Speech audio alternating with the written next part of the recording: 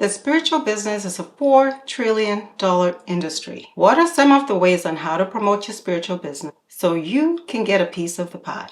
Hi, I'm Binahtiyah from Aware Multimedia. I create content for entrepreneurial energy healers and light workers in the spiritual business. If that's you, continue watching. So you want a piece of the pie?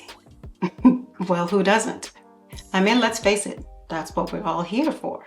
So there's no need to be shy about it. Just so we're clear, this is for you if you're just starting out your spiritual business and you have a limited budget. I mean, a real limited budget. To get a piece of the pie, start by asking for referrals. By now, you've probably exhausted your friends and family circle. Your next step is their friends and their family. Of course, you'll need to ask in a way that doesn't put people off. You can ask, what do you think about my spiritual business? Or, do you know anyone who might be interested in what we do or what I do? Another way is to give away something valuable so that you can get people talking about your spiritual business. Referrals are so powerful because people trust the opinions of their friends and family more than they do other sources. The next way you can promote your business is to practice networking.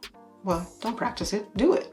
It's important to network, and networking should benefit both parties. Networking can introduce you to new strategies and new methods to developing your spiritual business. Building connections with other spiritual professionals or like-minded people, increase your visibility, boost morale, and create positive energy. But what if you don't like networking? What if you're an introvert? Networking alone will not make you successful. However, hard work, dedication, and persistency will. If networking isn't your thing, then choose non-networking opportunities that allow you to do something or contribute while meeting like-minded people. People naturally connect with others because people value accountability and diligence in others. Introversion or extroversion is just a preference or a tool. Understand it, accept it, and use it to your benefit. Am I the only one who looks for a good discount or a good promotion? I think not, especially in these shark-infested economic waters. Whoa, wait a minute. Let's all not jump in at the same time. Discounts and promotions are a proven way to attract customers, and it's a common business practice that can help you attract new customers or inactive customers or persuade indecisive customers to purchase. However, depending on the type of spiritual business you're operating, discounts could have the opposite effect. That's why it's important to consider your own personal frequency and vibration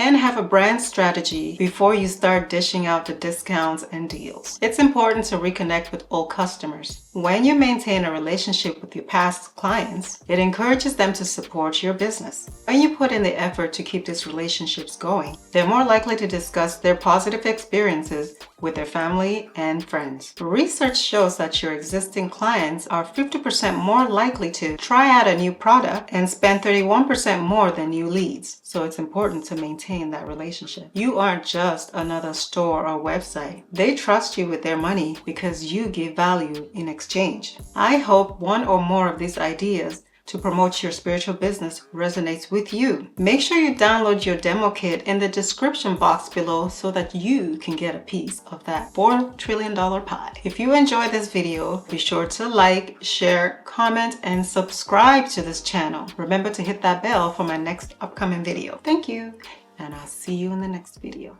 Bye for now.